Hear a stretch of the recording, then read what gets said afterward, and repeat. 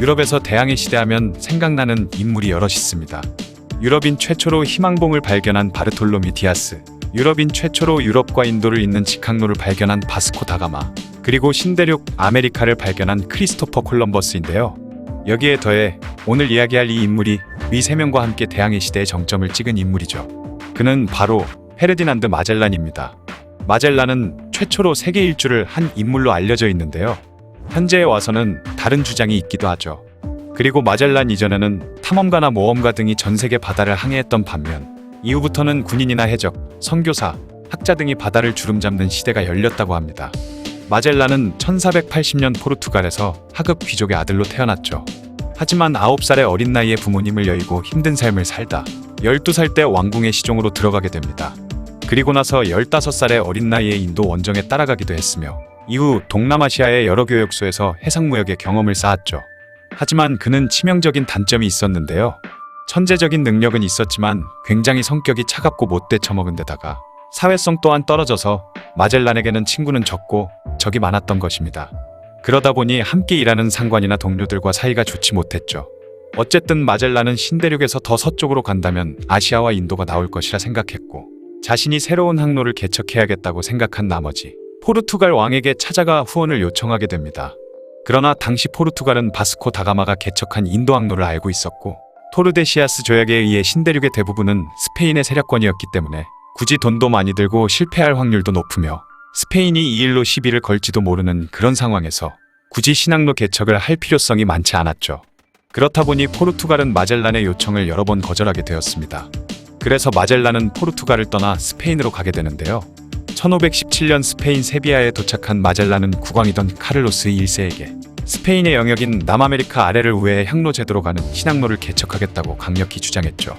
당시 아프리카 남단을 거쳐 인도로 향하는 항로는 포르투갈이 대부분 독점하다시피 하고 있었던 반면 스페인은 신대륙을 발견했지만 수익은 그다지 높지 않았던 상황이었기 때문에 스페인은 포르투갈과의 관계를 해치지 않으면서 아시아 무역에 발을 넣을 수 있는 좋은 기회라 여겨 마젤란의 제안을 승낙하게 되었습니다. 그렇게 1년여의 준비 과정을 거친 후 1519년 9월 함선 5척과 선원 270명은 새로운 항로 개척을 위해 앞으로 닥칠 악몽 같은 시간은 전혀 알지 못한 채 스페인 세비야를 떠나 기나긴 항해를 시작했죠. 그들은 미리 알고 있던 항로를 이용해 현재 우루과이에 있는 라플라타 강까지 별탈 없이 무난하게 도착을 했습니다. 하지만 이제부터 문제가 발생하기 시작하는데요. 갑자기 불어닥친 폭풍에 발이 묶여 2달이나 시달리게 되었고 마젤란의 더러운 성격 탓에 다른 배들의 함장들과 끊임없는 갈등이 이어졌죠. 심지어 마젤란은 포르투갈인이었지만 함장들과 선원들은 대부분 스페인인이었기 때문에 그들의 갈등은 더욱 증폭되었습니다. 심지어 스페인 왕이 마젤란을 감시하기 위해 붙여놓았던 카르타헤나는 마젤란의 명령에 대놓고 불복했는데요. 이에 개빡친 마젤란은 그를 체포했다가 다른 함장들의 만류로 다시 풀어주게 되었죠. 그렇게 위태로운 항해를 계속하던 중 1520년 겨울이 다가올 때까지 대서양을 지나는 해협을 발견하지 못했고 이에 함장과 선원들의 불만이 폭발해버렸습니다. 계속 마젤란에게 앙심을 품고 있던 카르헤티나는 결국 반란을 일으키게 되었고 총 5척의 함대 중 3척의 배에서 반란이 일어날 정도였죠. 하지만 마젤란은 나머지 선원들을 능수능란하게 지휘해 굉장히 빠른 속도로 반란을 진압했고 반란 주동자들은 처형당했습니다. 그렇게 남아메리카 최남단에 있는 해협까지 도착하는 데까지만 1년이라는 시간이 걸리게 되었고 함대 한 척은 침몰에다가 한 척은 도망까지 가는 등 천신만고 끝에 1520년 11월 새로 발견한 해협을 빠져나가 대서양이 아닌 또 다른 큰 바다를 맞닥뜨리게 되었죠. 그리고 그들이 지나간 이 해협을 마젤란 해협이라고 부르게 되었습니다. 그렇게 접어든 바다는 마젤란 해협의 혹독한 기후와는 정반대로 너무나 고요하고 평온한 바다였는데요. 마젤란은 이 바다의 명칭을 태평양이라고 이름을 붙였죠. 하지만 고요하고 평온한 바다는 얼마 안가 지옥 같은 바다가 되어버렸습니다. 바로 식량과 물 부족, 게다가 전염병까지 시달리게 된 것이죠. 물은 그나마 비가 올 때마다 어느 정도 해결할 수 있었다지만 먹을 거라고는 가루가 되어버린 오래된 비스킷밖에 없었는데요.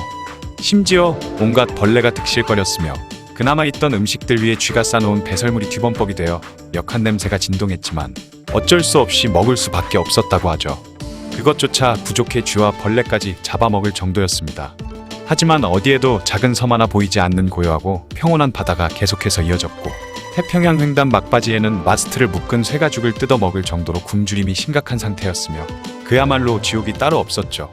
그렇게 굶어 죽기 일보 직전인 1521년 3월 한 섬을 발견하게 되었고 그 섬에 상륙해 물과 식량을 보급하게 되었는데요. 그곳에 살던 원주민들이 마젤란 일행이 타고 온 보트를 훔쳐가는 바람에 원주민들과 충돌이 발생했죠. 이때 원주민 추장이 우리 부족엔 도둑놈은 없다라고 했는데 이들의 언어로 없다라는 뜻의 단어가 구아한이었고 이후로 이 섬을 괌이라고 불렀다고 합니다. 그곳에서 10일 동안 시간을 보낸 뒤 다시 항해를 이어나갔죠. 그리고 필리핀을 발견해 민다나오 섬에 있는 부투안 왕국에 도착했습니다. 다행히 부투안은 이방인들에게 친절한 편이었기에 이곳에서 휴식 시간을 가진 뒤 물과 식량을 보급해 또다시 항해를 이어나갔죠. 이후 마젤란은 필리핀의 세부섬에 도착을 하게 되었는데요. 이곳의 왕인 라자 후마보는 부투안 국왕의 사촌이자 동맹국이었습니다.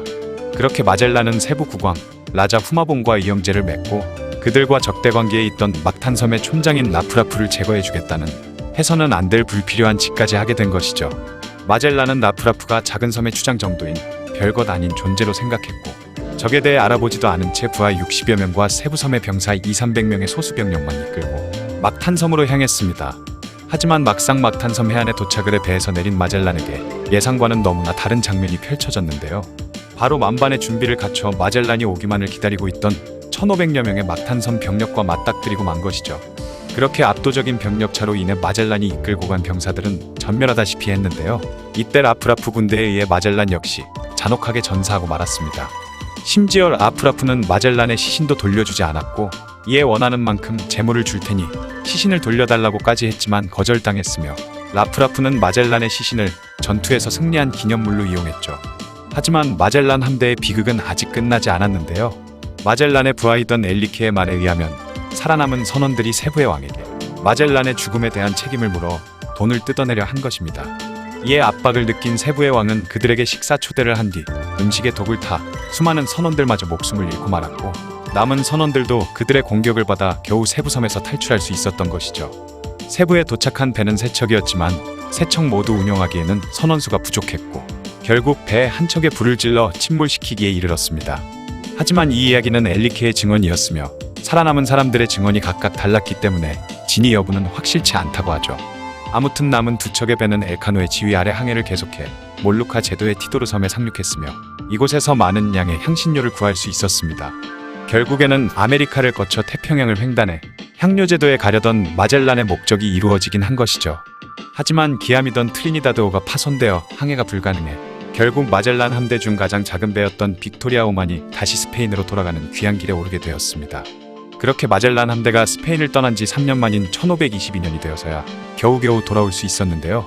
5척으로 출발했던 함대는 제일 작은 함대인 빅토리아호 단 한 척만 돌아왔으며 250여 명의 선원이 죽었고 고작 18명의 선원만 최초의 세계 일주를 했다는 엄청난 기록을 세우며 돌아올 수 있었죠.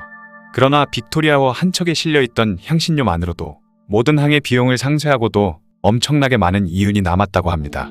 마젤란 함대는 지구는 둥글다는 사실을 증명하게 되었고 스페인은 마젤란의 이런 업적이 계기가 되어 포르투갈을 앞서는 해양 강국이 되었죠. 그렇게 세계 일주를 최초로 한 인물은 마젤란이다라고 알려졌는데요.